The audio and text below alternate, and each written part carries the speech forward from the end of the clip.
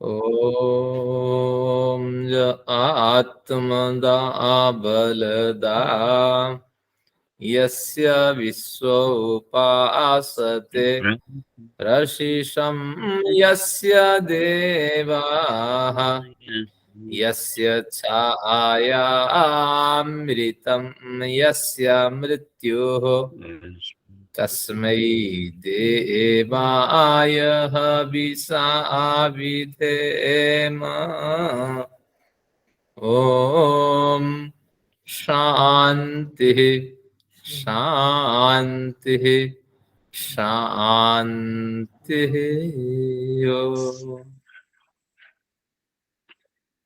कण कण में परिव्याप्त उस परम पिता के लिए नमन। आप सभी लोगों को मेरा यथा योग्य अभिवादन। न्याय दर्शन प्रगति पर है। अभी जो 4-5 कक्षाएं लगातार होगी तो उसमें आपको रोचकता आने वाली है, तो इसलिए एक बढ़िया जो मोमेंटम आ रहा है तो उसके लिए मैं संकेत कर रहा हूं। आप सभी पुस्तक और कॉपी के साथ तैयार रहिए, क्योंकि ये प्रकरण अगर समझ में आ गया, अवयव नामक प्रकरण, तो फिर आपको न्याय शास्त्र में बड़ा आनंद आएगा। पूर्व प्रकरण को थोड़ा स्मरण करते हैं। पूर्व में हमने दृष्टांत का अध्ययन किया था। दृष्टांत वह उदाहरण के रूप में प्रयुक्त होता है जिसे दोनों पक्ष समझ जाए, जो प्रौढ़ ज्ञानी लोग भी समझ जाए, सामान्य व्यक्ति भी समझ जाए, तो इसलिए दृष्टांत ऐसे हमें देना चाहिए। अब मैंने उदाहरण भी दिया था शंकराचार्य के बारे में।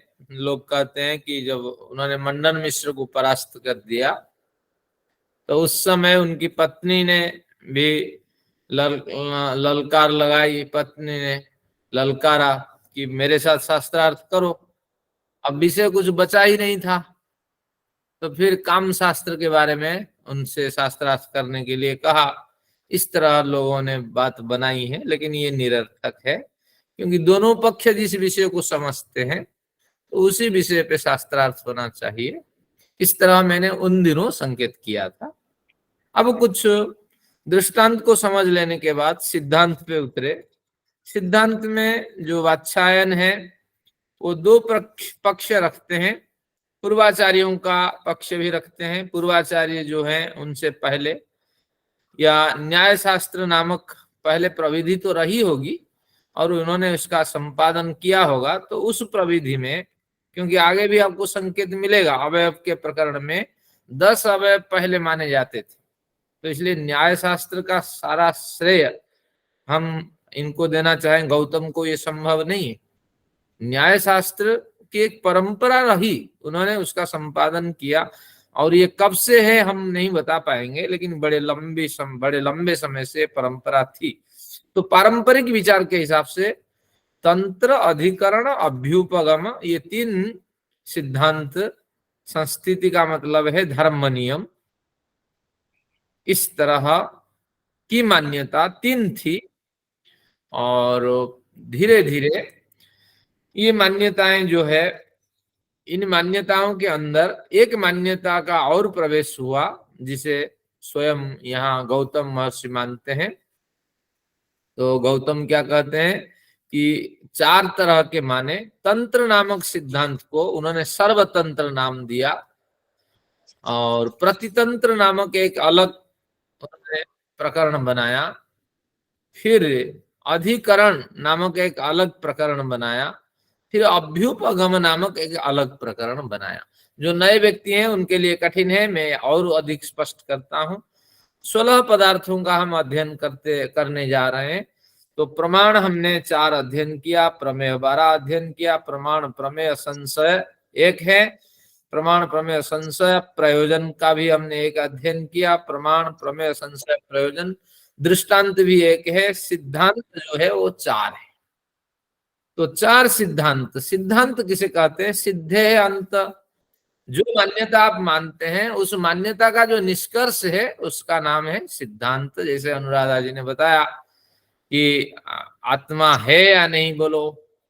एक पक्ष मानता है कि आत्मा नहीं है, एक पक्ष मानता है हाँ आत्मा है। ईश्वर है या नहीं, एक पक्ष मानता है नहीं है, और एक पक्ष मानता है। जो नहीं है उनका भी तर्क है, क्योंकि नहीं है इसलिए क्योंकि दिखता नहीं है। और है जो मानते हैं उनका भी पक्ष जबरदस्त है, क्योंकि बहुत से पदार्थ तो ऐसे हैं जो दिखते नहीं है, लेकिन नहीं है ऐसे आप नहीं कह सकते। आपको ढूंढना चाहिए, आपको अन्वेषण करना चाहिए। तो इसलिए दोनों पक्ष है। तो सिद्धांत का मतलब है एक तरह की मान्यता। आप अपनी मान्यता प्रस्तुत करें, आप अपना सिद्धांत प्रस्तुत करें। तो देश में बड़े सिद्धांत प्रचलित हैं। क्या क्या सिद्धांत है? जैनों का एक सिद्धांत है, आप जानते हैं। बौद्धों का, जैनों का, जैन कहते हैं ईश्वर फिश्वर कुछ नहीं है। यही साधक जब साधना करते करते आगे बढ़ता है तो क्या बन जाता है? वही भगवान बन जाता है। 24वें तीर्थंकर कौन है? महावीर जैन है। बस इनका यही सिद्धांत है।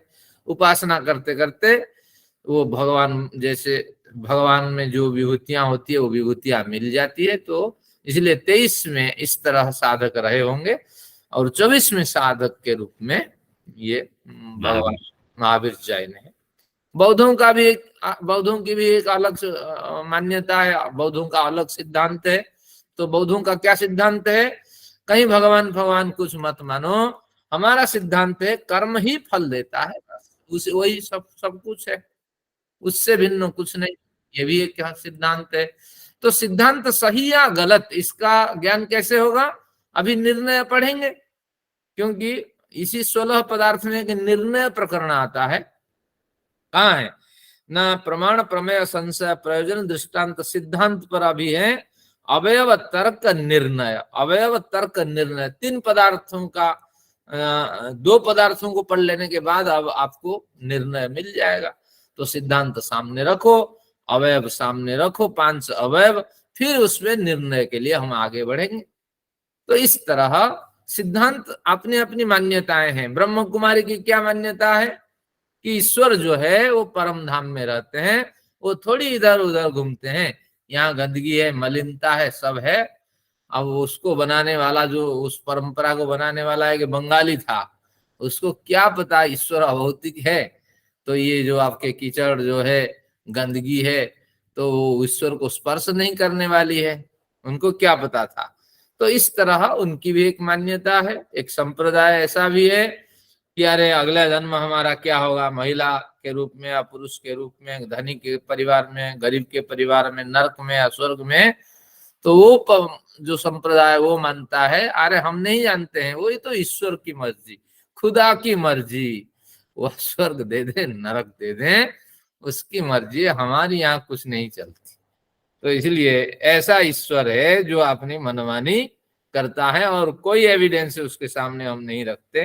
तो ऐसा होगा तो आदमी काम क्यों करेगा? तो इसलिए खुदा की मर्जी है जो दे दे। तो इस तरह ये सब आपने सिद्धांत देखा। इन्हीं सिद्धांतों को उन्होंने 4 हिस्सों में बांटा है। किसने? गौतम महर्षि ने।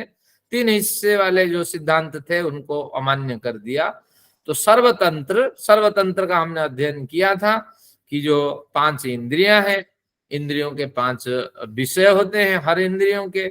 और इसके बाद क्या है कि 5 भूत होते हैं, और इस तरह पदार्थों की भी गिनती होती है। मूल प्रकृति होती है, फिर कार्य प्रकृति होती है। ये सब सभी शास्त्रों में समान रूप में मिल जाते हैं। तो इस तरह, लेकिन कुछ शास्त्रों में अपने सिद्धांत होते हैं, लेकिन दूसरे शास्त्रों में भिन्न सिद्धांत होते हैं, आपस में टकराने वाले सिद्धांत होते हैं। उनका भी हमने पिछले कक्षा में अध्ययन किया था। तो वो क्या है कि प्रतितंत्र नामक सिद्धांत है। तो उसके संदर्भ में ऋषि ने बढ़िया प्रमाण दिया था कि जैसे सांख्य वाले कहते हैं सांख्य और योग ये समान तंत्र हैं, न्याय वैशेषिक ये समान तंत्र हैं, मीमांसा और वेदांत ये समान तंत्र हैं, वैदिक और पौराणिक शास्त्र ये भी समान तंत्र होने चाहिए, नहीं है। क्योंकि पुराण की जो के विचार उटपटांग से होते हैं, तो इसलिए ये संभव नहीं है। लिखा है, कई पुराणों में लिखा है, हनुमान के शरीर में जितने रोम थे हर एक रोम में उन्होंने एक एक पत्थर बांध करके और ले आया और सेतु बंध का निर्माण किया। तो लोगों के मुंह में कौन हाथ दे, जिसको जो मर्जी आया उसने उसको लिखा। तो वेदों में तो ऐसे उड़ती हुई बातें नहीं मिलती है, तो इसलिए वैदिक और पौराणिक ये समान तंत्र नहीं है। वैदिक तो स्वयं स्वतंत्र तंत्र है, पौराणिक में जितने पुराण होते हैं उनके विचार होंगे। शिव जी कहाँ पैदा हुए, हिमालय में पैदा हुए, कोई कहेगा फलाने के घर में पैदा हुए, और कोई कहेगा कहाँ वैष्णव देवी के यहाँ पैदा हुए। तो इसलिए यहाँ आपस में विवाद है, तो इस पे खोज होनी चाहिए। तो इसलिए पुराण को हमने हेय की दृष्टि से देखा है। जैसे विश्वामित्र है, ऐसा है कि इंडेक्स बनना चाहिए। मैंने कभी सोचा था, रिसर्च का भी एक पार्ट है ये, कि हमें विश्वामित्र के बारे में जानकारी लेनी है। तो पुराण में 18 पुराणों में कहाँ विश्वामित्र के संदर्भ में क्या क्या कहा गया है, तो वो स्थल हमारे सामने उपलब्ध हो जाए संदर्भ के साथ, फिर हम स्वेच्छा से उसको देखें, एक निष्कर्ष निकालें। कोई कहता है विश्वामित्र घड़े से पैदा हो गया, कुंभ कुंभ बाबा, हाँ वशिष्ठ वशिष्ठ कुंभ से घड़े से पैदा हो गया, घड़े से कैसे पैदा हुआ। कोई कहते हैं अरे वो तो ऐसे ही व्यासम वशिष्ठ नवतार और शक्ते पौत्रम, शक्ति नामक बड़े ऋषि थे, तो उन्हीं से वो उत्पन्न हुए। तो इस तरह की मान्यताएं प्रचलित हैं। पुराण तो अभी उपेक्षित है, लेकिन इस पे खोज करने वालों का धन्यवाद। लेकिन आज तक बढ़िया खोज नहीं हुई है, क्योंकि एक पुराण भी चलता है, राष्ट्रीय संस्कृत संस्थान और ये इधर से लाल बहादुर शास्त्री की तरफ से एक पुराण इतिहास विभाग चलता है। पुराणों का इंडेक्स अभी तक नहीं बना है। श्लोकशः इसमें भागवत में 18,000 श्लोक है। भैया 18,000 का एक इंडेक्स तो बनाओ, कम से कम हम पकड़े फलाना श्लोक कहाँ है। ऐसा कोई श्रम नहीं करता, वो निरर्थक ही बड़े बड़े प्रोफेसर लोग बैठे हुए हैं। तो ये सब इसी तरह श्रम होता है भारत में। तो जब होगा भविष्य में देखा जाएगा, लेकिन वेद पे बढ़िया काम हुआ है हर एक शब्द का। आचार्य जी एक मिनट, अगस्त ऋषि कुंभज थे, ऐसा पुराण कहते हैं। हाँ, अगस्त ऋषि भी कुंभज है, कुंभ से पैदा हुए। वशिष्ठ भी वेश्या पुत्रो वशिष्ठ, ये वेश्या से पैदा हुए एक पक्ष है। तो इस तरह आपको मतलब सारे संदर्भ अगर मिल जाए ना, तब फिर आप दिमाग लगा सकते हैं वास्तविक वेद से ये कितना भिन्न है और क्या कहते हैं। तो ऐसे हमारे पास कोई प्रमाण बलिष्ठ नहीं है। चलिए इस प्रकरण को, इसको और ज्योतिष को जो फलित हो सिद्धांत हमने उपेक्षा कर रखी है। उपेक्षा जब हो गई है तो ये प्रकरण हमारे से हटते चले गए। ये हमारे हिस्से थे, लेकिन इन तक हमारी पहुंच नहीं हो पा रही है। बड़े रहस्य छिपे हुए हैं इसके अंदर। चलिए अब देखते हैं। ये सर्वतंत्र के बाद प्रतितंत्र भी समझ में आ गया। अब प्रतितंत्र को देखते हैं। हाँ, प्रतितंत्र यानी एक शास्त्र में जो सिद्धांत है दूसरे शास्त्र में विवाद का विषय जैसे दिखाई पड़ता है। जैसे न्याय और वैशेषिक के सिद्धांत हैं असत पदार्थों से सृष्टि बनती है, और सांख्य योग का सिद्धांत है कि सत्कार्यवाद जो सत पदार्थ है उसी से सृष्टि बनती है। सांख्य और योग प्राचीन सिद्धांत है, उनकी मान्यता क्या है कि जो वस्तु है ही नहीं उससे कैसे दूसरी वस्तु उत्पन्न हो। जैसे वो उदाहरण देते हैं, हमें तेल चाहिए, बालू में तेल तो है ही नहीं। जब तेल है ही नहीं, बालू रगड़ने से तेल थोड़ी मिल जाएगा। तो ये इनकी बढ़िया मान्यता है। लेकिन इस मान्यता के साथ टक्कर देने वाली एक मान्यता हमें मिल जाती है, मान्यता यानी सिद्धांत न्यायिकों का। वो कहते हैं असत पदार्थ से ही सृष्टि की उत्पत्ति होती है। अब मानिए असत पदार्थ से सृष्टि की कैसी उत्पत्ति होती है, उनका तर्क देखिए। कोई भिन्नता नहीं है, लेकिन सुनने में भिन्नता है। क्या तर्क है? असत पदार्थ ना हर वस्तु प्रागभाव से युक्त होती है। सृष्टि भी, आज अनुराधा जी ने भी ये जोड़ा साथ में कि सृष्टि भी प्रागभाव से युक्त थी प्रलय के समय पर, फिर प्रागभाव से सद्भाव में आई, फिर आगे विध्वंसा भाव हो जानी है। तो इसलिए असत पदार्थ जो है वह प्रागभाव की स्थिति में जब होती है पदार्थ, उसका नाम असत पदार्थ है। तो बालू से तेल नहीं चाहिए, अगर तेल आपको निकालना है, तेल अपने जो घटक हैं, उपादान कारण है, फल है और जो बीज है, फूल है, तो उसके अंदर अभाव में विद्यमान है, प्रागभाव के रूप में विद्यमान है। तो बालू से तेल तो निकल नहीं सकते, ये भी न्यायिक कहते हैं। लेकिन न्यायिकों का सिद्धांत है अगर तेल निकलता है तो जिन पदार्थों से निकलता है उन पदार्थों में असत स्वरूप में तेल विद्यमान था। असत स्वरूप यानी प्रागभाव के रूप में विद्यमान था, और तेल निकलने के बाद वो तेल नष्ट हो जाना है, तेल यूज हो जाना है। इसके बाद तेल का प्रध्वंसाभाव हो गया, तेल नष्ट हो गया, अब फिर अभाव में चला गया। तो बिल्कुल बात एक जैसी है, लेकिन समझने में भिन्नता है। इसलिए आपको लगता है जैसे वेदांत कहता है भैया चित्त है ही नहीं, चित्त कुछ नहीं है, योग दर्शन बिना चित्त के चलेगा नहीं। अब वेद आपको मिलता है, वेद में प्रमाण मिलता है, तन्मे मन शिव संकल्पमस्तु, ये एक चित्त को नहीं मानता, एक चित्त को मानता है, एक मन को मानता है। अब विवाद खड़ा होता है, आपको दिखाई पड़ता है, लेकिन भेद कुछ नहीं है। मन कहते ही मन बुद्धि चित्त अहंकार चारों का ग्रहण है। वेदांत कहता है चित्त है नहीं, तो वेदांत जिसे मानता है, बुद्धि को मानता हो और अहंकार को मानता हो, वही तो चित्त है। तो इसी तरह आपको समझना चाहिए, विवाद कुछ नहीं है लेकिन शब्दांतर है। तो इसी को कहते हैं प्रतितंत्र सिद्धांत। भिन्न भिन्न तत्वतः नहीं दिखाई पड़ते हैं, बहिर्मुखी दृष्टि से अगर देखें भिन्न भिन्न दिखाई पड़ते हैं, और आगे चल करके उनमें समता ही दिखाई पड़ती है। यही है। तो सर्वतंत्र प्रतितंत्र का अध्ययन कर लिया था। तो सूत्र संख्या जो है 29। आचार्य जी, तो अगर समानता हम बता देते हैं बाद में, तो ये प्रतितंत्र तो फिर रहा ही नहीं, वो सर्वतंत्र में ही आ गया। तो सिद्धांत जो है समाधान को प्राप्त करने के बाद अस्तित्व को खोता है, या सिद्धांत के रूप में व्यवहार में आ जाता है।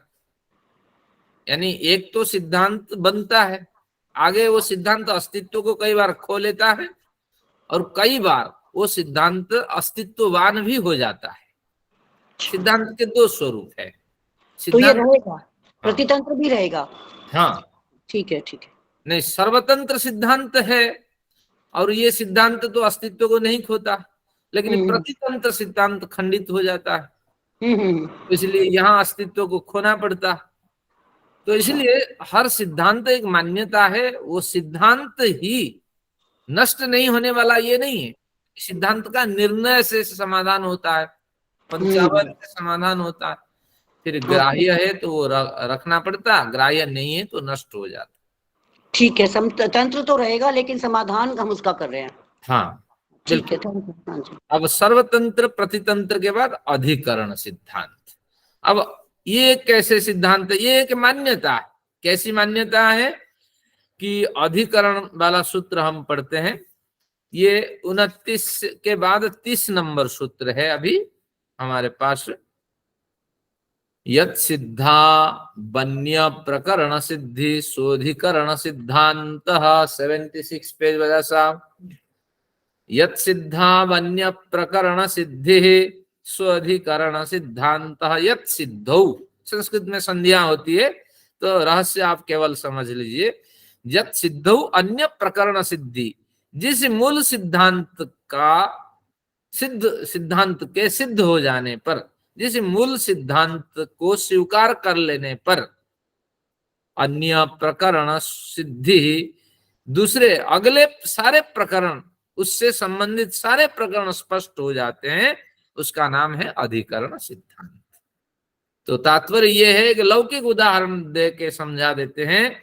हमारे सामने एक नवयुवक हैं, यहाँ पीयूष जी आज जुड़े हुए हैं। पीयूष जी को हमने देखा, अधिकरण का मतलब आधार अधिकरण। एक आधार आप बना लीजिए, वो आधार बन जाने के बाद उससे संबंधित सारी जानकारियां हमें मिल जाती है। जैसे पीयूष जी हमारे कक्षा में उपस्थित हैं, तो ये हमारा आधार बना, अधिकरण बना। उससे क्या सिद्धि होगी? अब पीयूष जी आज कार्य में व्यस्त नहीं है, उनका भी भागदौड़ उनकी भी बनी रहती है, कई कार्यों में प्रवेश करते हैं। आज उनके पास समय है, रिलैक्स महसूस करते हैं, या कहीं से उनको सूचना मिली कि आज की कक्षा बढ़िया होनी है, यहाँ आ जानी है, तो पीयूष कक्षा में उपस्थित हैं इस आधार से, आधार का नाम अधिकरण, इस आधार के सिद्ध हो जाने पर पीयूष जी से जुड़े सारे आयाम हमारे सामने स्पष्ट दिखाई पड़ते हैं कि हमेशा ये जुड़ते नहीं है लेकिन कभी कभार जुड़ते हैं, यानी समय है उसका सदुपयोग करना चाहते हैं या किसी तरह कुछ जो समय का उपयोग करके वो कुछ सिद्धांतों को ग्रहण करना चाहते हैं। तो इस तरह इसको कहते हैं अधिकरण सिद्धांत। इसी को और बढ़िया ढंग से खोलते हैं इसमें शास्त्र के हिसाब से। तो क्या खोलेंगे, हम क्यों खोले, भाष्यकार कुछ खोलेंगे, देखते हैं अर्थ क्या है। यस्यार्थस्य सिद्धौ अन्य अर्था अनुसज्जन्ते। तो मैंने कहा जो संस्कृत वाली पंक्तियां हैं ये भाष्यकार की है, इसको पढ़ते वक्त आनंद लीजिए। अधिकरण सिद्धांत तो समझ में आ गया, एक आधार की सिद्धि हो जाने पर, एक आधार मिल जाने पर उस आधार से जुड़े सारे विषय धीरे धीरे स्पष्ट हो जाते। जैसे यस्यार्थस्य सिद्धा सिद्धौ अन्य अर्था अनुसज्जन्ते, अनेक अर्थ आनुषंगिक रूप में सिद्धि को प्राप्त हो जाते हैं। न तैर्विना जो अर्था सिद्ध्यति ते अर्था यदधिष्ठाना, न तैर्विना, इसे आधार के बिना कुछ भी सिद्ध नहीं होता है। न तैर्विना, यहाँ कोमा होना चाहिए, स्वरथा सिद्ध्यति, ये अर्था यदधिष्ठाना, वही अर्थ सिद्धि को प्राप्त करता है जो अर्थ जिससे जुड़ा हुआ होता है, जिस अधिष्ठान में, जिस अधिकरण से जुड़ा हुआ होता है वो अर्थ सिद्ध हो जाता है।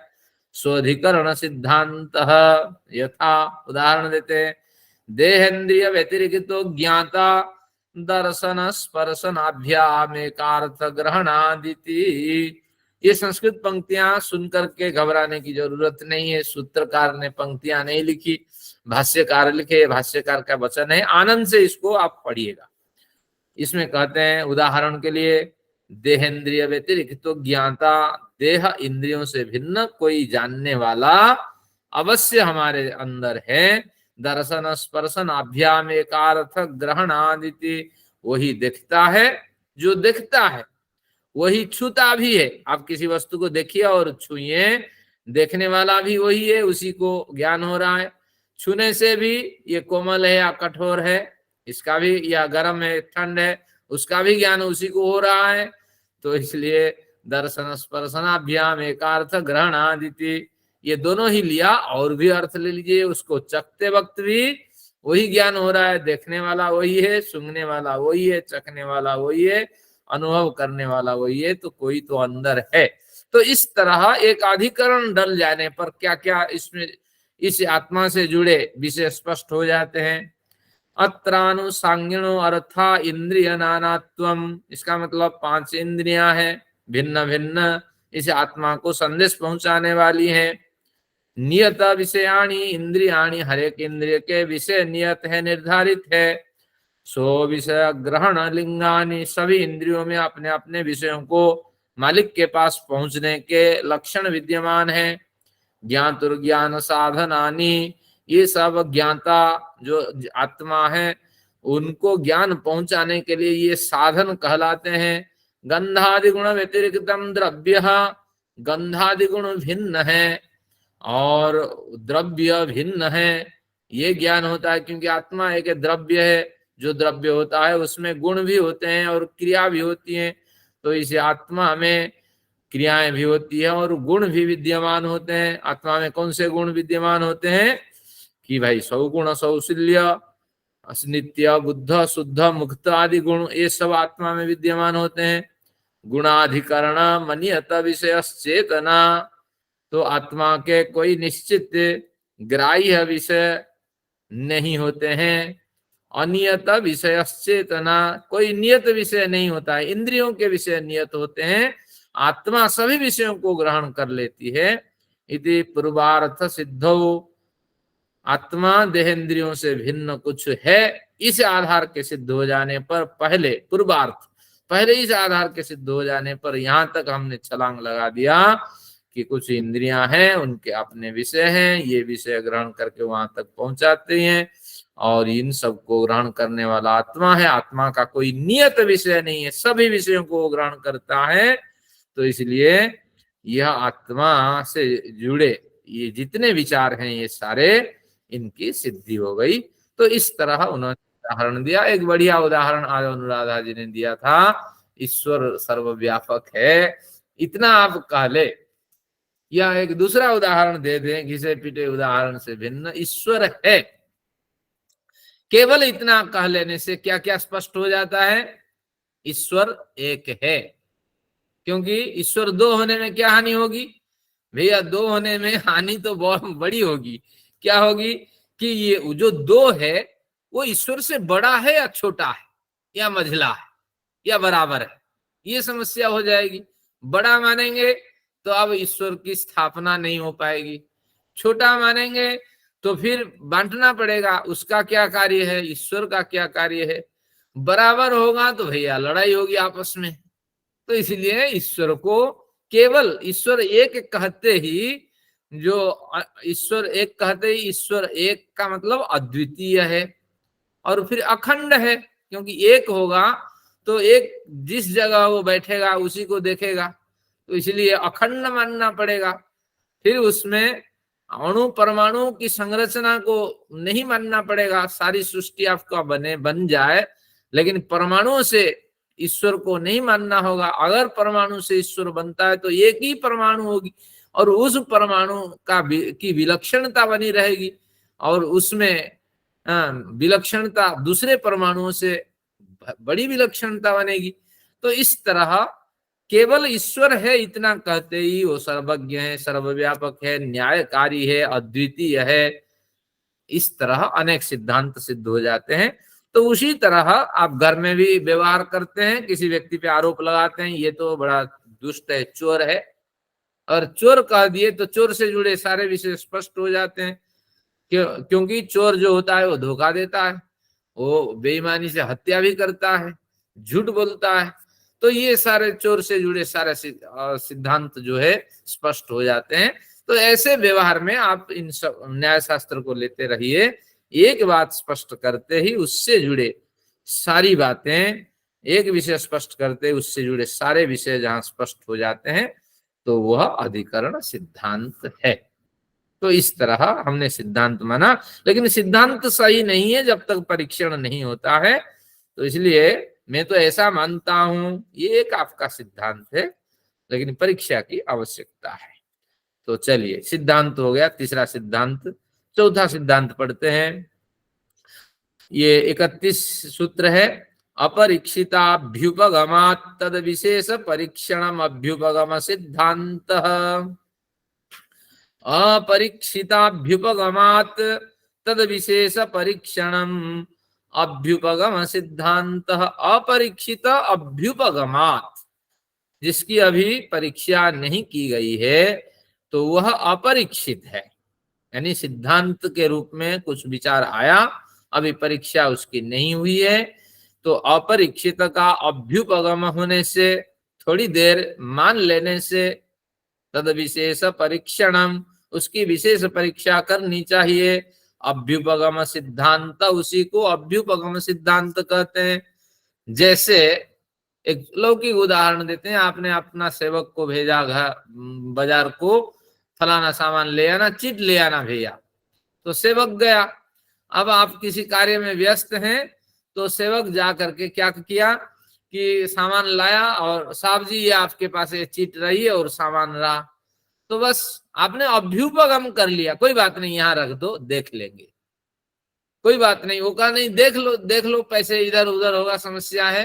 तो आप कहेंगे मान लिया ना, आपने रख दिया, बिल्कुल सही है, मैं देख लूंगा। तो उसी तरह अभ्युपगम का मतलब सपोज यानी अगर ऐसा मान लेता हूं, अगर ऐसे हमने मान लिया तो कोई बात नहीं, लेकिन इसका समाधान कैसे होगा, ये समस्या होगी। तो आज अनुराधा जी ने कुछ संकेत किया था, क्योंकि पूर्व प्रकरण में हमने अध्ययन किया था। तो संकेत क्या था कि अगर हमने मान लिया ईश्वर अवतार नहीं लेता है या ईश्वर अवतार लेता है, तो ये एक बड़ी समस्या हमारे सामने खड़ी हो जाएगी। क्या समस्या खड़ी होगी ना? अगर ईश्वर अवतार लेता है तो क्यों लेता है अवतार, क्यों, हेतु दो।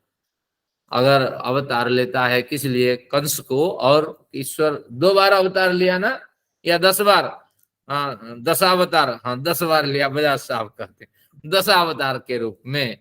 चलिए राम और कृष्ण को ले लें, बाकी से लोग अपरिचित हैं। तो क्यों अवतार लेता है? वो तो मारने के लिए कंस को और रावण को। भैया जो भेल मछली बनाता है, मुर्गी बनाता है, कुत्ता बनाता है, और सर्प बनाता है, गोह बनाता है, कितना जबरदस्त दंड देता है, कर्मों के आधार पे दंड देता है ना, ऐसे तो दंड देता ही नहीं है। तो वो फिर ऐसे भयंकर दंड देने वाले जो ईश्वर होते हैं, वो जन्म ले करके एक व्यक्ति को मारने के लिए जन्म लेने की क्या आवश्यकता है? केवल उनकी संज्ञान में आ जाए कि इस व्यक्ति की हत्या हो जाए, इस व्यक्ति की मृत्यु हो जाए, संकल्प मात्र से वो व्यक्ति लुढ़क जाता, वो व्यक्ति हार्ट अटैक से पीड़ित होकर मर जाता। लेकिन वो फिर जन्म ले करके परेशानी को क्यों झेलता है? ये समस्या आके खड़ी होगी। फिर पत्नी को हाँ कोई चोरी करके ले जाता होगा। उस समय तो ये लैट्रिन आदि नहीं थी भैया, ये लैट्रिन ना होने के कारण फिर अब राम और कृष्ण कहाँ लोटा लेके जा रहे होंगे, जरा सोचिए आप। तो इसलिए आपका ईश्वर अगर ऐसे है तो फिर ईश्वर तो रात में सो जाता होगा। तो सो जाता होगा तो बड़े काम करो। जब ईश्वर सो गए हैं 12 बजे भगवान को सुला देते हैं, सोया हुआ ईश्वर क्या देखे हम क्या करते हैं, कहाँ लूट करते हैं, कहाँ खसूट करते हैं, तो ये समस्या खड़ी हो जाएगी। तो इसलिए ये सिद्धांत को हम नहीं मानते। कुछ सिद्धांत आपके सामने रखता हूं। साकारवाद अगर मान ले, एक सिद्धांत है भी अभ्युपगम। थोड़ी देर के लिए हम मान लेते हैं ईश्वर आकारवान है, राम और कृष्ण परशुराम बलराम के रूप में ईश्वर उत्पन्न होते हैं। तो अगर आकारवान है तो प्रश्न उठेगा ये जड़ है या चेतन है? बोलिए।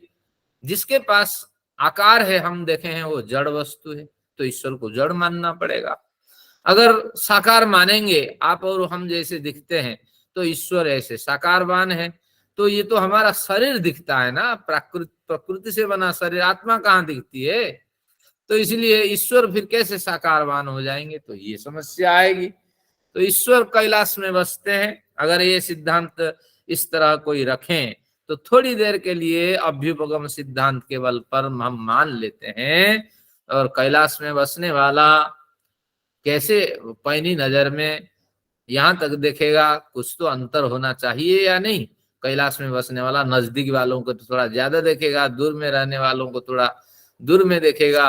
अगर ईश्वर सर्वव्यापक मान लेंगे, सभी ओर समान है और सबको समान दृष्टि से देखेंगे, अगर ईश्वर ऊपर बैठा हुआ होता है तो निश्चित रूप से समस्याएं हो जाएगी। अगर पुनर्जन्म नहीं होता है अगर ये कोई कहे तो ये भी एक सिद्धांत है, थोड़ी देर के लिए मान लेते हैं। अगर पुनर्जन्म नहीं होता है, हमने तो देखा ही नहीं है, तो अब समस्या ये खड़ी होगी कि जो शरीर मिला है इस जन्म में, क्या ईश्वर हमको पूछ करके शरीर दिया था या सिफारिश से दे दिया था?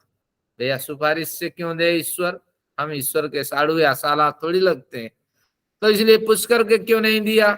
क्योंकि उसके पास एविडेंस है, आपके किए गए कर्म है। तो इसलिए, या हमने कोई कर्म नहीं किया था ऐसे दे दिया, संयोग से दे दिया, तो ये भी निरर्थक है। जो संयोग से दे दिया मारेगा, वो संयोग जब बनेगा 5000 साल के बाद हमारी मृत्यु होगी, क्योंकि संयोग जब बनेगा तब न मारेगा। तो इसलिए समस्याएं आके खड़ी होती है। तो इसलिए इसके परीक्षा करनी चाहिए। अभ्युपगम सिद्धांत बढ़िया सिद्धांत है, इसको आपको याद रखनी है। सपोज आपको मान लेते हैं x के वैल्यू 50 है, तो अब हमें y की वैल्यू निकालनी है। कुल डायमेंशन कितना है वो वैल्यू दे रखा है। तो एक डायमेंशन का वैल्यू है x, तो y की वैल्यू कितनी होगी, फलाने की वैल्यू कितनी होगी। तो इस तरह ये इसका समीकरण होता है, इक्वेशन इसकी बनती है। तो ये एक बढ़िया सिद्धांत है। 31 नंबर सूत्र में हमने पढ़ा।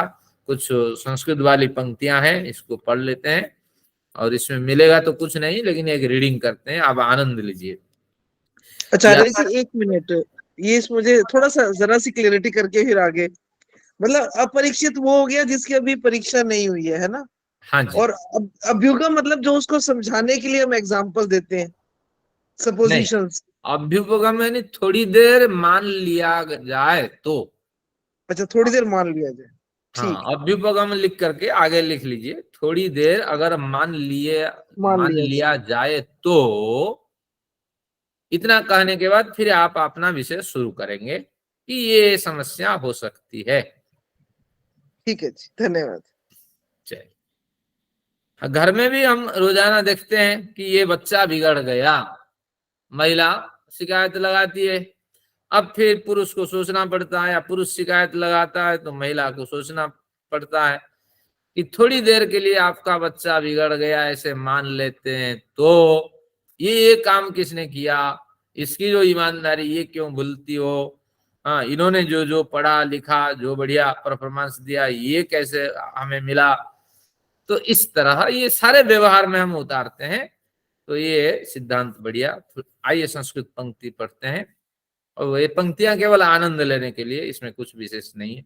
यत्र किंचिद अर्थ जातम अपरीक्षितम अभ्युपगम्यते, जिससे किंचित अर्थ जातम अपरीक्षितम, कुछ परीक्षा जिन वस्तुओं की नहीं होती है, उन प्रयोजन को लेकर के जो विषय प्रस्तुत किया जाता है, उसी का नाम अभ्युपगम सिद्धांत है।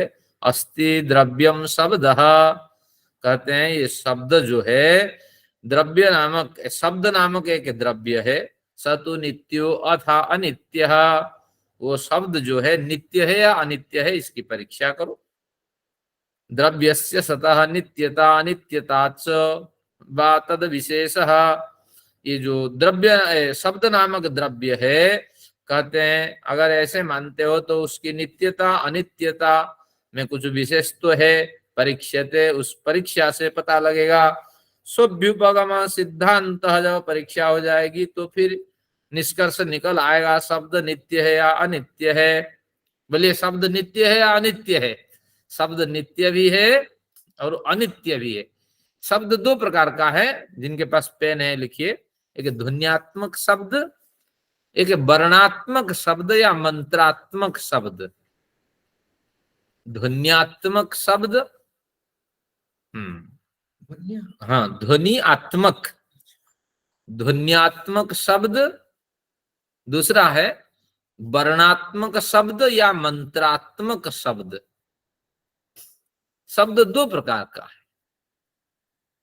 अब ध्वन्यात्मक शब्द क्या है? मैंने कुछ बोला और मैंने जितना जोर से बोला या आत्मा की प्रेरणा से मैंने जो कुछ बोला, ये साउंड वेव में पहले कन्वर्ट होता है। ये शब्द साउंड वेव के माध्यम से ये आगे चलता हुआ चला जाता है, मेरे मुंह से निकला और ये लैपटॉप के जरिए, इंटरनेट के जरिए ये इलेक्ट्रोमैग्नेटिक वेव में परिवर्तित हो गया और आप तक ये शब्द पहुंच रहा है।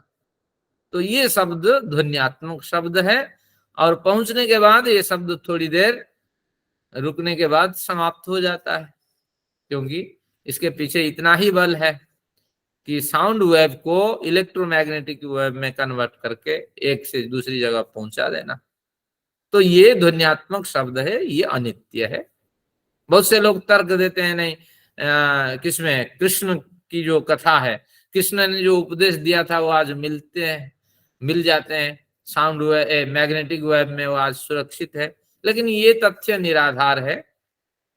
क्यों निराधार है? इसके पीछे तर्क यही है कि कृष्ण ने तो कुछ उपदेश दिया ही नहीं था 18 अध्याय गीता का, और कुछ थोड़ी देर के लिए वहां बातचीत हुई थी, मुश्किल से 15 मिनट भी हो सकती है। लड़ाई का मैदान है, शंख बज रहा है, आवाज, स्वयं गीता शास्त्रकार लिखते हैं, और शंख बज रहा है, केवल संकेत मिलना है, लड़ाई के लिए मर मिटना है। तो यहाँ कृष्ण ने 18 अध्याय गीता का उपदेश दिया ही नहीं था, ये व्यास का लिखा हुआ। अब चलिए, कृष्ण ने कुछ कहा होगा, उसको हम पकड़ नहीं सकते। जैसे मैंने क्या क्या कहा, इसको आप पकड़िए, 1-2 घंटे के बाद, 10 घंटे के बाद पकड़िए। तो इस तरह कुछ तरंगे होनी चाहिए जो उसको पकड़ ले। मेरे मुंह से निकला, ये कहा जाता है कि जैसे घर में पवित्र वातावरण होता है, तो जहाँ गंदे अपशब्द बोलते हैं लोग, तो कहते हैं ना कि अपवित्र वातावरण हो जाता है, लेकिन वो शब्द तो बोलने के बाद खत्म हो गए, तो वो लगातार तो नहीं रहेंगे वहां पर, तो अपवित्र वातावरण फिर कैसे हुआ? बिल्कुल, ये कहावत है एक तरह का। जिस घर में अपशब्द का बार बार प्रयोग होता है, अशिष्ट मिथ्या शब्द का प्रयोग होता है, निश्चित रूप से वहां नेगेटिव विचार वाले लोग रहते हैं, और इसलिए उन नेगेटिव जो अपशब्द बोलता है वो गलत कार्यों में भी प्रवृत्त रहता है, ये इस तरह कहा जाता है। लेकिन वास्तविक रूप से मन पवित्र है तो अपवित्रता नहीं है। जहां गाय मारी जाती है, पशुओं की हत्या होती है, अगर साधु वहां रुकता है तो साधु को कोई नेगेटिव वाइब्रेशन वहां महसूस नहीं होती है, क्योंकि साधु तो पवित्र मन वाला होता है, उसको पता ही नहीं है यहाँ गाय मारी जाती थी या बकरी मारी जाती थी। तो इसलिए ये एक तरह का हमने बनाया, इस तरह स्रोत बनाया कि नेगेटिव वाइब्रेशन से हमें दूर रहना है, ये इस तरह। तो हमें जो वेद भी जो समाधि में आए थे, इसीलिए हम उस आवाज को हम पकड़ नहीं सकते हैं। हाँ नहीं, वेद जो आवाज समाधि में प्राप्त हुए थे, अभी उसकी चर्चा करते हैं। अब ध्वन्यात्मक शब्द मैं कह रहा हूँ,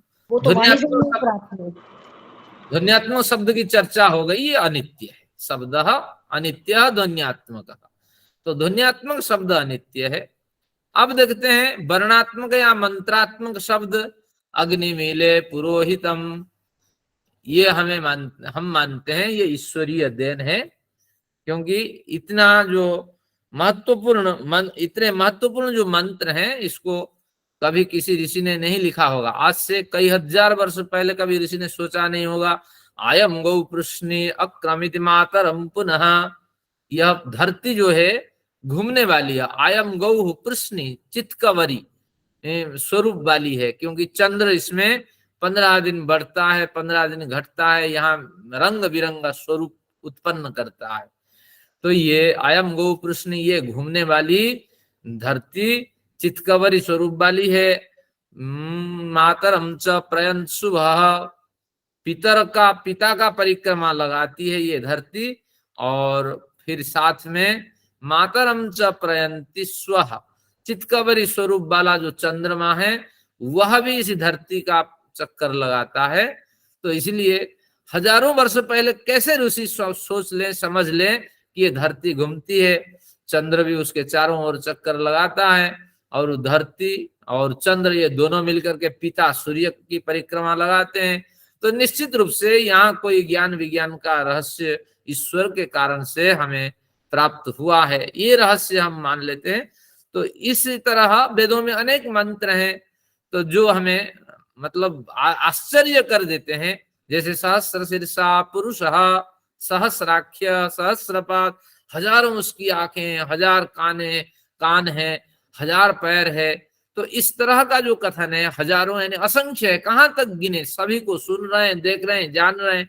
तो इस तरह जो मंत्र हैं निश्चित रूप से ईश्वरीय देन है, ये मंत्र नष्ट नहीं होते हैं। यानी सारा जो ज्ञान विज्ञान अगर नष्ट हो जाए तो अगली सृष्टि को कैसे मिले, तो ये सारा ज्ञान विज्ञान वेद ये सब धीरे धीरे सूक्ष्म होते होते ईश्वर में आश्रित हो जाते हैं, फिर अगली सृष्टि में ये उत्पन्न होते हैं।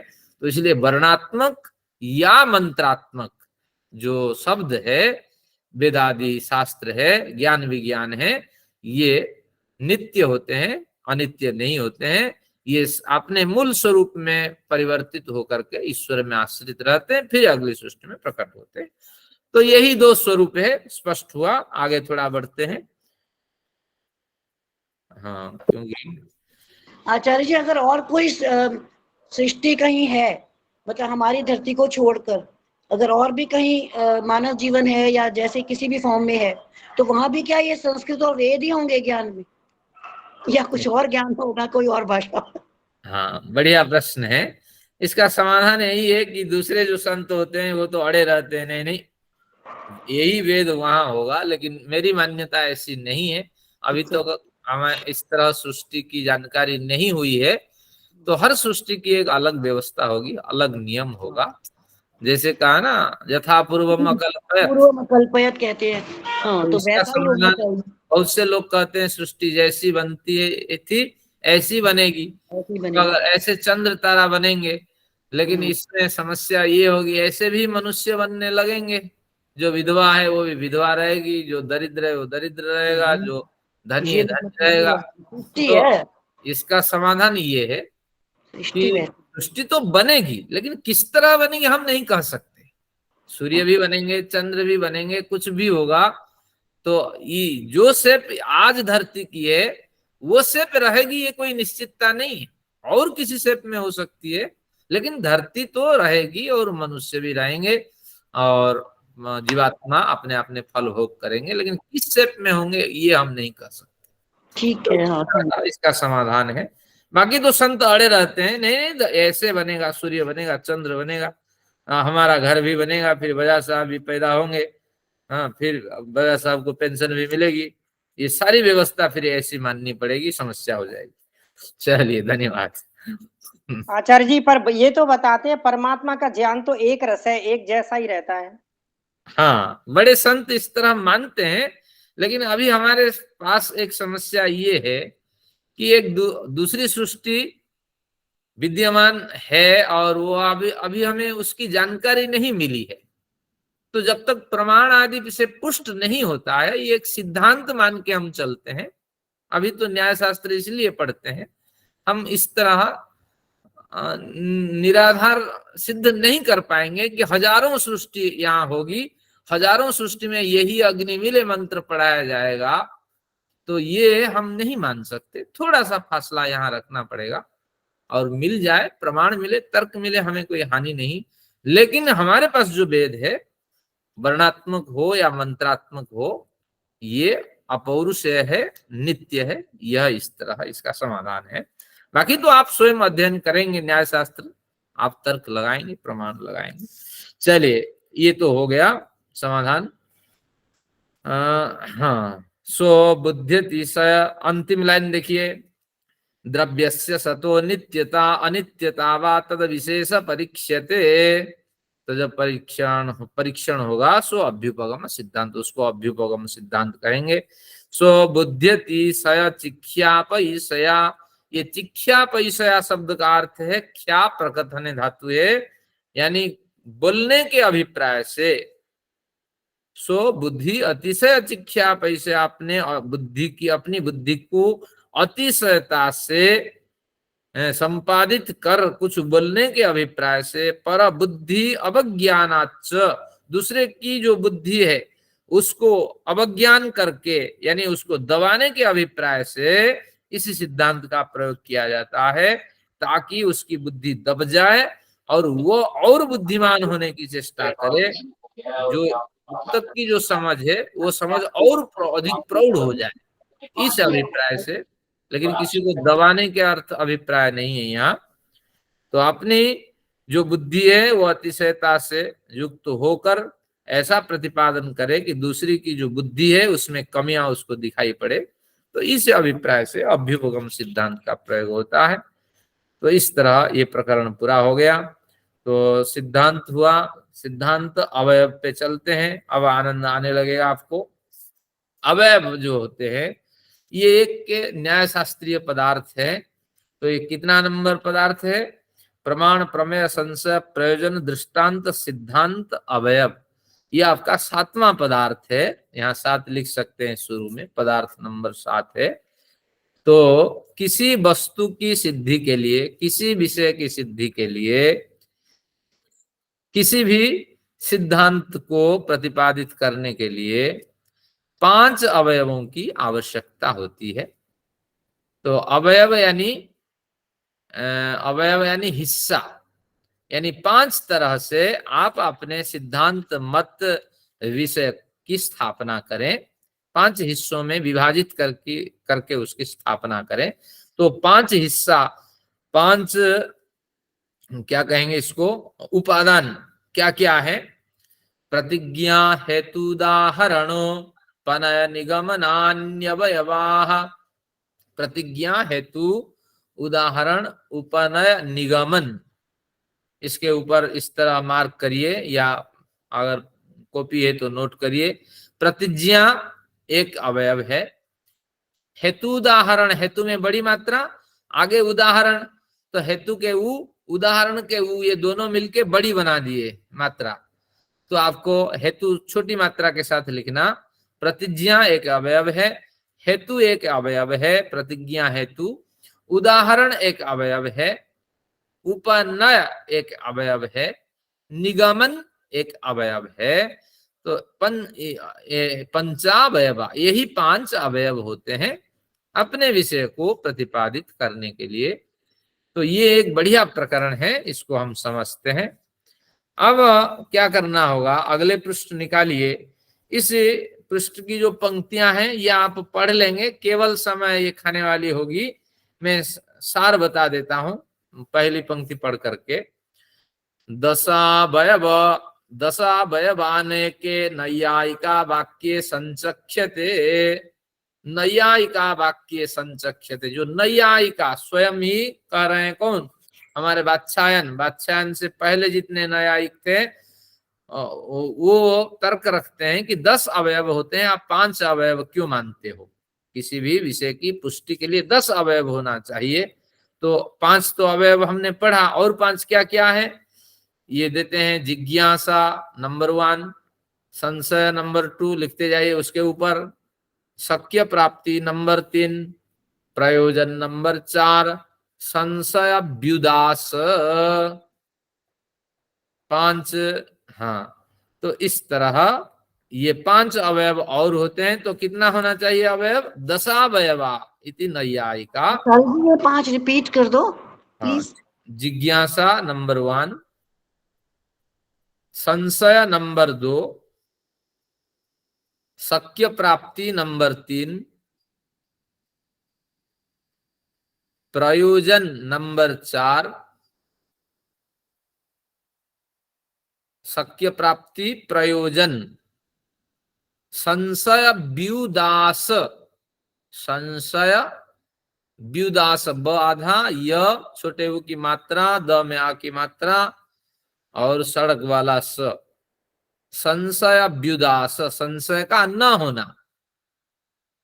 तो ये 5 इस तरह अवयव मानते हैं। मैं पहला अवयव स्पष्ट कर देता हूं, बाकी पंक्तियां छोड़ दूंगा क्योंकि इसमें कुछ विशेष नहीं है। जैसे देखते हैं, देख असमानोच्यंत इति, ये क्यों नहीं मानते हैं? चलिए जी, नंबर 3 पे क्या बताया? जिज्ञासा, संशय, प्राप्ति, प्रयोजन। एक रह गया मेरा, शक्य प्राप्ति। प्राप्ति अकेला नहीं है, उससे पहले लिखना पड़ेगा शक्य प्राप्ति। अच्छा, हाँ, शक्य प्राप्ति का अर्थ है कि जो समर्थ है उस शब्द में, उस विचार में, उसकी प्राप्ति के साथ उसको प्रस्तुत करो कि वो सामर्थ्य के साथ ही हमारे पास उपलब्ध है, तो इसलिए इसको मानो। तो इसलिए इस तरह सिद्धांत है। मुझे लगता है 7 मिनट में नया विषय शुरू नहीं करेंगे, चलिए इसी को पढ़ते हैं। मैं चाह नहीं था कि इसको पढ़ूं। चलिए एक देख लीजिए कैसे हमारे जो शास्त्रकार होते हैं, भाष्यकार, हमारा समय कैसे खाते हैं। चलिए देखते हैं। ते कसमानोच्यंत इति तत्रा प्रतिमाने, प्रतीयमाने, प्रतिमाने, चलिए प्रतिमाने मान लेते हैं। तत्र अप्रतिमाने, जो तत्र आ की मात्रा वहां से अ ले लेंगे। तत्र अप्रतिमाने अर्थे, जो अर्थ विस्पष्ट नहीं है, प्रत्यार्थस्य प्रवर्तिका जिज्ञासा, तो उस अर्थ को प्रवर्तित करने वाली जिज्ञासा होती है। जो अर्थ विस्पष्ट नहीं है उसको स्पष्ट करने वाली जिज्ञासा होती है। हमारे सूत्रकार ने कुछ नहीं कहा, ये भाष्यकार का कथन है, आनंद से इसको सुनते रहिए, इसको लिखने की जरूरत ही नहीं है। तो कहते हैं इस तरह एक पुराने जो भाष्यकार हैं, पुराने जो परंपरा न्याय शास्त्र की, वो इस तरह जिज्ञासा का अर्थ करते हैं कि जो अर्थ अभी प्राप्त नहीं है उस अर्थ को द्योतित करने वाली जिज्ञासा होती। अप्रतीयमानम अर्थम कस्मात् जिज्ञासते, क्यों? जो अर्थ स्पष्ट नहीं है उसकी जिज्ञासा होती है। जो नहीं है नहीं है, फिर जिज्ञासा क्यों? तम तत्व तो ज्ञातम, क्योंकि उसको भली भांति हम जानना चाहते हैं, और जानने के बाद हस्यामि भोपादिस्य, उसको मैं छोड़ दूंगा या उसको ग्रहण करूंगा, या उपेक्षिष्य, या उसकी उपेक्षा करूंगा। तो इसलिए सारी जानकारी मेरे पास होनी चाहिए, जिज्ञासा इसलिए उत्पन्न होती है। ताएता हानोपानोपेक्षा बुद्धयः, तो इसी से पता लगा कि कुछ बुद्धियां उत्पन्न होती है जिन बुद्धियों के माध्यम से बहुत पदार्थों को हम हान यानी छोड़ देते हैं। उपान, बहुत पदार्थों को हम ग्रहण करते हैं, बहुत पदार्थों की प्रति उपेक्षा बुद्धि रखते हैं, होने पर भी हम कोई प्रतिक्रिया व्यक्त नहीं करते हैं। तो तत्व ज्ञानस्य अर्थ तदर्थमयम जिज्ञास्यते, तत्व ज्ञान के अर्थ को स्पष्ट करने के लिए ये जिज्ञासा उत्पन्न होनी चाहिए। सा खलु अयम असाधनम अर्थस्येति, कहते हैं कि ये जो जिज्ञासा इस तरह स्वरूप से प्रकट होती है, ये अर्थ प्रतिपादित करने के लिए, विषय को स्पष्ट करने के लिए, प्रयोजन को स्पष्ट करने के लिए असमर्थ है, निरर्थक है, इसलिए हम जिज्ञासा को नहीं मानते। कई सूत्रकार कुछ नहीं कहते हैं, भाष्यकार आपने विचार उठाए, तो यहाँ समाधान सबका इसी तरह करेंगे। स खलु अयम असाधनम अर्थस्येति, अपने प्रयोजन की सिद्धि के लिए ये असमर्थ है। तो असमर्थ है, उठाते क्यों, हमारा समय क्यों खराब करते हैं। चलिए, इससे पता लगा कि न्याय शास्त्र की एक विस्तृत परंपरा रही है, इतना ही जानकारी हो पाती है। जिज्ञासाधिष्ठानम संशय, दूसरा पदार्थ संशय, उसका भी समाधान वही करेंगे। व्याहत धर्मोपसंघातात, जहां दोनों धर्मों में व्याहत होता है, एक धर्म जिज्ञासा से ही तो समाधान बहुत होता है। जिज्ञासा वो तो नहीं है कि विषय को समझने में यह असमर्थ है। जिज्ञासा उठती है तभी आपको प्रश्न पूछते हैं सभी, तभी आप उत्तर देते हैं। अगर जिज्ञासा ही नहीं होगी तो आप फिर क्या उत्तर देंगे। जिज्ञासा का स्थल अलग है, 5 अवयवों में 10 अवयव मान करके जिज्ञासा को नहीं लेना चाहिए, ये इसका कहना है।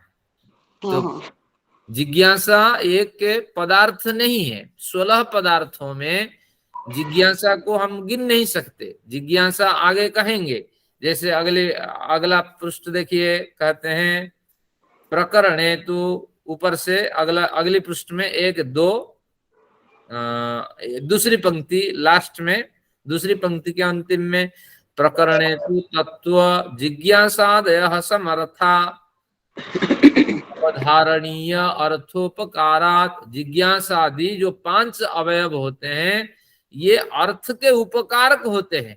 तत्वार्थ साधका भावात्तु, तत्व अर्थ प्रतिपादन में इनमें सामर्थ्य नहीं है। तो प्रतिज्ञादयः साधक वाक्यस्य भागाः, तो इसलिए प्रतिज्ञा आदि जो 5 हमने बताया यही ही साधक वाक्य के भाग हैं, यही प्रमुख साधन है। एक देशा अवयवा, विषय को स्पष्ट करने के लिए ये एक एक अवयव होते हैं, लेकिन 10 को हम नहीं मानेंगे, 5 को मानेंगे।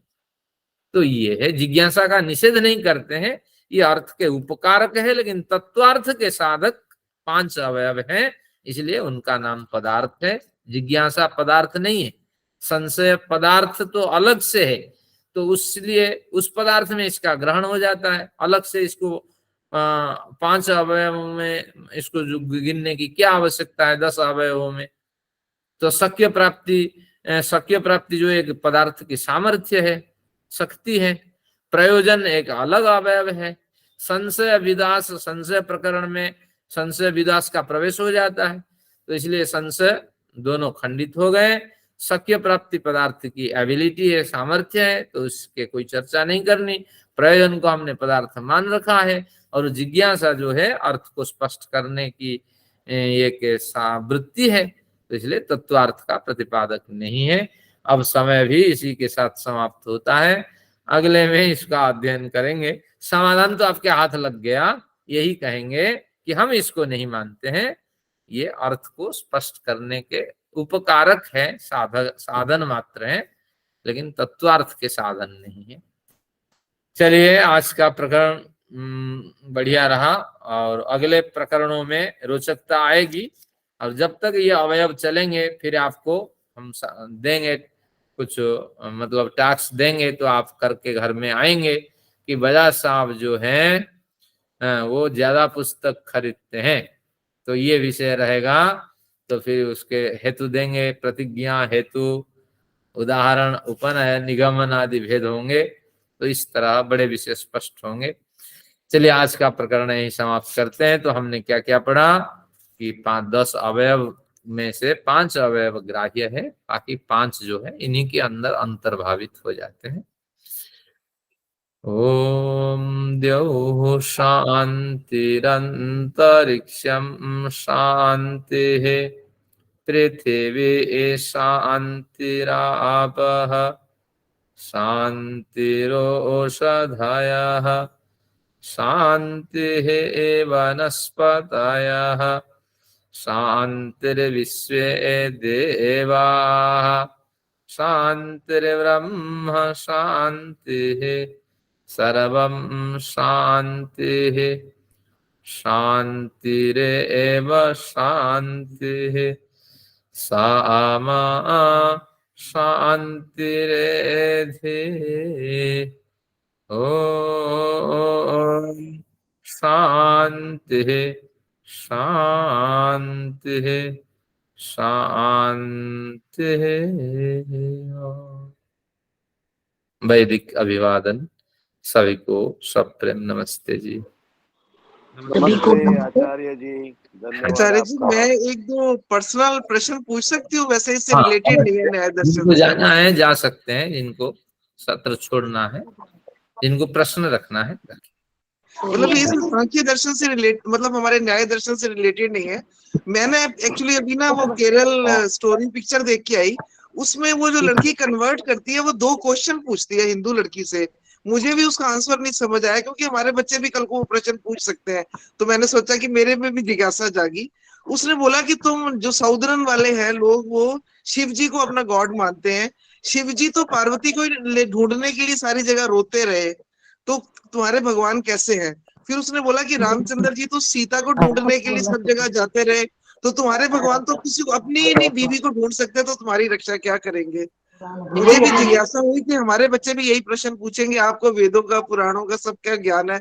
थोड़ी सी जिज्ञासा को शांत करना। मेरे मन में भी ना ये जिज्ञासा जागी, और क्योंकि उन्होंने बोला कि हम अपने बच्चों को संस्कार नहीं देते, हमने बताया ही नहीं, तो मैंने सोचा कि मैं आपसे लेती हूँ। और एक प्रश्न और उठा, हमारे समाज में एक नए दूल्हा दुल्हन आए शादी, तो लड़की को जैसे राइट साइड पे बिठाते हैं ना हमारे आर्य समाज में, मैंने यही देखा, हम भी जाते हैं। तो उन्होंने ये प्रश्न पूछा कि लड़की तो हम तो वाम अंगी बोलते हैं, वाम मतलब लेफ्ट साइड पे, तो राइट साइड पे क्यों बिठाते हैं? मेरे मन में कई दिनों से प्रश्न घूम रहे थे, मैंने कहा आपसे पूछूंगी। चलिए पहला प्रश्न देते हैं। ठीक है, बाद में दे दीजिए जब भी आपको नहीं, टाइम बढ़िया है, रोचक है, मैं बता देता हूँ। इसमें राम जंगल में घूमते रहे और सभी से पूछते रहे, अपि बिल्लो फले अपि बिल्लो फलस्तना नूनम पश्यसि वैदेही। वाल्मीकि लिखते हैं, हे बड़े बिल्लो के वृक्ष हैं, मैं आपसे पूछता हूँ, सीता जी आके बैठती थी आपके नीचे, तो क्या आप सीता जी को देखे हो? तो ये लिखने वाला कौन है, बारीकी से इसको आप समझिए। ये लिखने वाला कौन है? वाल्मीकि है। क्या वाल्मीकि जाके देखा था राम ने ये काम किया था? बिल्लो वृक्ष के नीचे पहुंच करके उससे प्रार्थना की थी, मेरी पत्नी को आपने देखा है? नहीं ना, वाल्मीकि ने राम को करते हुए काम नहीं देखा। जिन ग्रंथकारों ने लिखा उन्होंने लिख दिया, वाल्मीकि को स्वयं दिखाई पड़ता था, वो देख देख करके वाल्मीकि लिखते थे। जैसे संजय को दिखता था, धृतराष्ट्र को बताता था, तो उसी तरह इसकी पुष्टि के लिए उन्होंने श्रम किया। लेकिन वाल्मीकि ने करुण रस को उत्पन्न करने के लिए राम को इतना रुलाया ताकि पाठक रो पड़े। तो इसलिए ये वाल्मीकि की चाल है। वाल्मीकि करुण रस वश में भर रहा है और वीर रस भर रहा है, तो वाल्मीकि जैसे चाहता है ग्रंथ ऐसे बन जाता है। कभी ने राम इस तरह रोया नहीं होगा। महापुरुष थे, बड़े धैर्यवान थे, और उनके साथ जो जो घटनाएं आज मिलती है लिखी हुई, उसमें कोई सत्यता नहीं है, और राम ने इस तरह कुछ भी नहीं किया होगा। तो वही कथा अब शिव जी की वह, जैसे ग्रंथकार ने लिख दिया, शिव जी भी ढूंढते रहे, मेरी पत्नी कहाँ गई, या पत्नी तपस्या करती रही, शिव जी मिल जाए। तो जैसे ग्रंथकार लिखते हैं हम ऐसे पढ़ते हैं। ये सब महापुरुष से, प्रवाद पुरुष इनको कहते हैं संस्कृत में। ये हजारों वर्ष में एक पैदा होते हैं ऐसे। तो ऐसे महापुरुषों के नाम पे जो अनाप शनाप बातें हैं, ये निरर्थक है, और ये ग्रंथकार की देन है। तो हमें ग्रंथकार की दृष्टि से इसको समझना है। हम शास्त्र के प्रवाह में बह जाते हैं। देखो राम रोया, अरे राम ने कहाँ रोया? हाँ देखो सीता भी रोई, सीता कहाँ रोई? तो इसलिए ये सब समाधान इस तरह समझना है। तो रुलाया किसने? वाल्मीकि ने राम को रुलाया, राम रोए नहीं, ध्यान रखना। चलिए दूसरा है, तो कहाँ महिलाएं बैठनी चाहिए, पुरुष बाएं बैठे या दाएं बैठे, इसके लिए शास्त्रों में सूत्र मिलता है। विद्यारंभे विवाहे च पत्नी दक्षिणतः स्मृता। विद्यारंभ में, विवाह में, अनेक शुभ कार्यों में पत्नी को दाईं तरफ बैठनी चाहिए। ये ध्यान रखिए सूत्र, विद्यारंभे विवाहे च, यानी विद्यारंभ शुभ कार्य है, विवाह शुभ कार्य है, तो ऐसे शुभ कार्यों में पत्नी को दाईं तरफ बैठनी चाहिए। ये एक सूत्र है। और जितना अशुभ कार्य है, जैसे किसी की मृत्यु हुई है, उठाला है, और कुछ अशुभ कार्य है, पिता का स्मरण आप करते हैं, थोड़ा हवन करते हैं, तो ऐसे अवसर पे अशुभ कार्यों में बाईं तरफ बैठाना चाहिए। लेकिन विवाह में भी दोनों तरफ होता है, क्योंकि सिंदूर दान करते वक्त समस्या होती है, तो पहले दाईं तरफ फिर बाईं तरफ, ताकि हाथ पहुंचे ना। तो विवाह में दोनों तरफ होता है, तो ये ज्ञान पंडित को होना चाहिए ये, और आपको भी होना चाहिए, तभी परंपरा बचेगी। अरे गुरु जी एक बात बताइए, विद्यारंभे विवाहे च, आगे पत्नी दक्षिण। हाँ, पहले दाईं तरफ पत्नी बैठती है, तो दाईं तरफ बैठे पति सिंदूर कैसे लगाए? तो हस्तग्रंथि लग जाने के बाद फिर पत्नी को बाईं तरफ बैठा देते हैं, ताकि पति इधर मुड़ करके सिंदूर दान कर सके। तो ये दोनों शुभ काम में बाईं ओर, हाँ, नहीं, और अशुभ कार्य में, अशुभ कार्य में बाईं ओर, शुभ कार्यों में दाईं। अरे गुरु जी एक बार ये मंत्र दोबारा लिखवा दीजिए, विद्यारंभे विवाहे च, विद्यारंभे विवाहे च पत्नी दक्षिणतः स्मृता। क्योंकि पत्नी शक्ति होती है ना, तो इसलिए शक्ति का प्रतीक है दाईं तरफ, दायां भाग। तो आप जितना कमाते हैं, तो उसकी आधी बचत तो पत्नी करती है। पत्नी को कौन सी तनख्वाह आप देते हैं? पूरा घर संभालती है, इसलिए। और दूसरी लाइन क्या थी? वो चारे जी इसको फिर वामंगी क्यों बोलते हैं? हाँ गुरु जी दूसरी लाइन भी तो बताइए, दूसरी लाइन। हाँ, ये सूत्र है, एक ही लाइन एक की है। अच्छा अच्छा। हाँ, और वो अब जो वामांगी कहते हैं, वो जो वामांगी गिरिजाननम कटितटे शार्दूल चरमांबरम, यानी जब आपको नृत्य करना होगा, जब आपको सभा समिति आदि में जाना होगा, आगे बढ़कर कोई कार्य करना होगा, तो उस समय आपका दाहिना हाथ मूव करना चाहिए। जैसे कहा, वामांगे गिरिजाननम कटितटे शार्दूल चरमांबरम, शिव के बाएं तरफ पार्वती को होना चाहिए। शिव नृत्य करते हैं, बड़े कार्य करने होते हैं, तो इसलिए जब सभा समिति में मिलनी है, तो आगे बढ़नी है, लड़ाई झगड़े करने हैं, तो इस समय पत्नी को बाईं तरफ रखी जाती है कि दाएं तरफ आपका मजबूत रहे। लेकिन कर्म कांड के ये नियम है, तो ये भी आपको समझना है। तो कहीं सभा समिति में पत्नी के साथ जाएं तो बाईं तरफ बैठाइए, कि आप बाईं तरफ बैठें, ताकि दाईं तरफ मैं कुछ विवाद कर सकूं या प्रस्ताव रख सकूं। इस तरह ये नियम प्राचीन भारत में थे, और जो ग्रंथ नहीं पढ़ते हैं उनसे ये गलतियां होती है, बाईं दाईं करा लेते हैं। गुरु जी लिखवा दो ना, ये लिखवा दीजिए बाईं दाईं वाला। हाँ, जब शादी करेंगे तभी पता होगा। ये मेरे मित्र हैं उदय प्रताप जी, धन्यवाद। ठीक है, धन्यवाद। चलिए, और कुछ विचार हो आज के विषय में? आचार्य जी अगर आप बच्चों को ये समझाना हो, ये रोने वाला प्रकरण, तो यही कहना पड़ेगा कि ये ग्रंथकार ने लिखा हुआ है। हाँ। मतलब इसमें, हाँ, मतलब ये ग्रंथकार की कल्पना है, मतलब यही, हाँ। मतलब उनको मतलब देखिए, वास्तव में ऐसा नहीं है। कैसे करुण रस निकाला, लक्ष्मण को शक्ति भेद हुआ। कैसे लिखते हैं वाल्मीकि, नूनम मया पूर्व समर्जितानि पापानि पुण्यानि असकृत कृतानि कहते हैं निश्चित रूप से ये मेरी गलती है, मैंने पूर्व जन्म में बड़ा पाप किया है, और जिस पाप के भार इतने हो जाने के कारण और उसका प्रभाव तुम्हारे पर पड़ा है भैया, तो इसलिए अब मुझे क्षमा करो।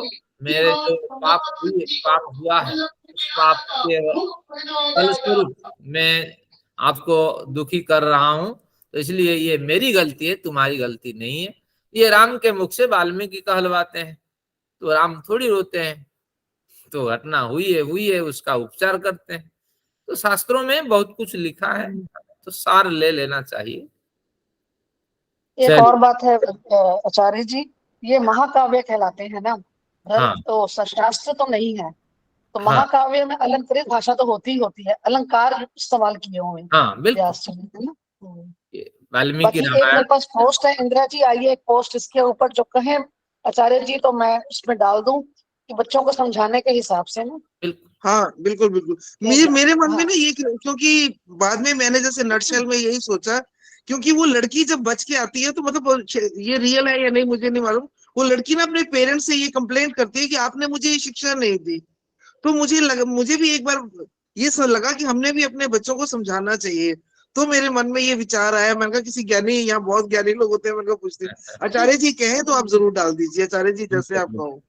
बिल्कुल। आचार्य जी कहेंगे तो मैं डाल देती हूँ।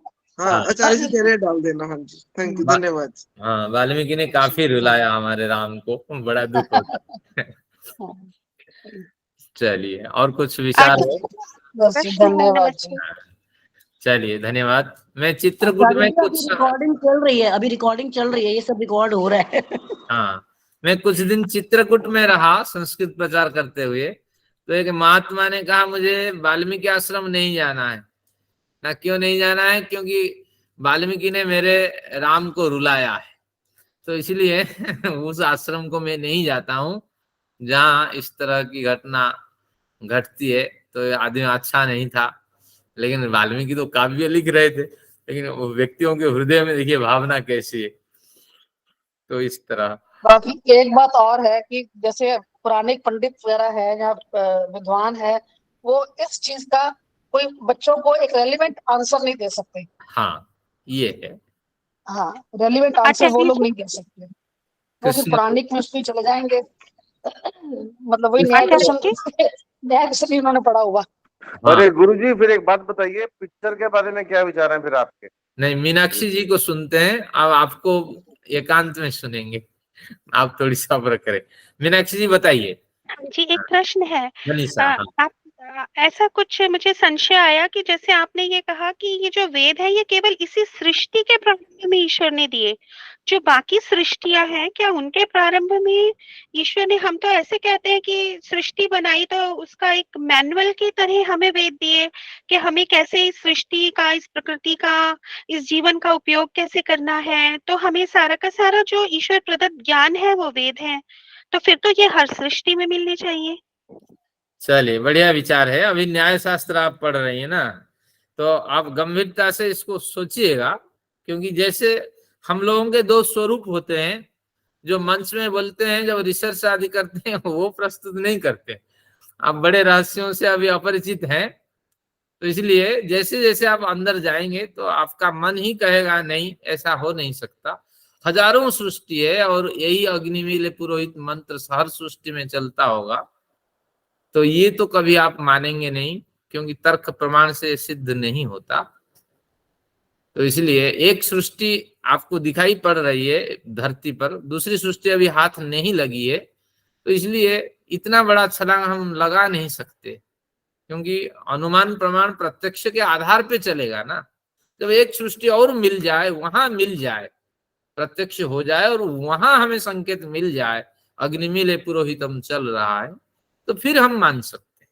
लेकिन ये आप ही अभ्युपगम सिद्धांत में रख दीजिए, तो अगर मान जी, पर ये कैसे संभव है? क्योंकि सृष्टि तो दूर की बात है, जब इसी सृष्टि के रहते हुए में मुझे पुनः जन्म मिलेगा, तभी भी स्मृति तो नहीं रहेगी। हाँ, तो अब क्या इसमें प्रश्न रहा आपका? विषय स्पष्ट नहीं हुआ मुझे। प्रश्न केवल यही है जो मुझे स्पष्ट नहीं हुआ, एक्चुअली मैं उस पे क्लैरिटी चाहती हूँ कि क्या हर सृष्टि के प्रारंभ में ईश्वर हमें वेद नहीं देते हैं, केवल इसी सृष्टि में भगवान जी ने वेद दे दिए? नहीं, ऐसे हमने एक सिद्धांत बना रखा है कि हर सृष्टि के प्रारंभ में ईश्वर वेद देते हैं, लेकिन हर सृष्टि का प्रारंभ, धरती में सृष्टि का प्रारंभ कब हुआ, मनुष्य कब आए, और दूसरे जो पिंड हैं वहां सृष्टि का प्रारंभ कब हुआ, मनुष्य कब आए, इन दोनों में अंतर अवश्य रहेगा। तो इसलिए वेद कब दिए, यहाँ कब दिए, वहां कब दिए, इस तरह इसको कहते हैं, हम क्या कहेंगे इसको, कि पहले बीज है या पहले वृक्ष है, ये इस तरह अर्थांतर संक्रमित विपर्यास होगा। तो इसलिए हम नहीं कह सकते पहले अंडा या पहले मुर्गी, पहले अंडा या पहले मुर्गी, ये समस्याएं आ जाएगी। तो पहले धरती को वेद ज्ञान दिए, फिर धरती के बाद या एक समय सारी सृष्टि में मनुष्य उत्पन्न हुए, धरती का वेद ज्ञान देने के बाद फिर वही वेद ज्ञान दूसरे सृष्टि के प्राणियों को दिए, तीसरे सृष्टि के प्राणियों को दिए। तो इस तरह एक पुनरुक्ति दोष आएगा। तो इसलिए इससे बचने के लिए इतना ही आप मान के चलिए, हर सृष्टि में ईश्वर वेद का उपदेश करता है, लेकिन अब सृष्टि को, दूसरी सृष्टि जब हाथ नहीं लगी है, जो विद्यमान सृष्टि है इसी सृष्टि के संदर्भ में माने, और जब हमारे पास प्रत्यक्ष प्रमाण हो जाएंगे फिर अनुमान से हम छलांग लगा लेंगे। थोड़ी सी आपको सब्र करना होगा। जो हमने सिद्धांत बनाया है वो यथार्थ नहीं है। कभी एकांत में मिलेंगे तो मैं बताऊंगा, सार्वजनिक नहीं करूंगा। तो हर सिद्धांत में कहीं ना कहीं नियम में कहीं ना कहीं अपघात होता है, व्यतिक्रम होता है। तो इसमें बड़े व्यतिक्रम भी है हमारे सिद्धांत में। तो ये कुछ गंभीर बातें हैं, सार्वजनिक नहीं करना। अभी तो मान के चलिए हर सृष्टि में ईश्वर वेद ज्ञान देता है, सूर्य चंद्र तारा बनाता है, लेकिन जिस शेप में आप सोचते हैं इस शेप में नहीं, और किसी शेप में हो सकता है। लेकिन संभावना तो है कि धरती बनेगी, हम भी जन्म लेंगे, लेकिन यही स्वरूप रहेगा।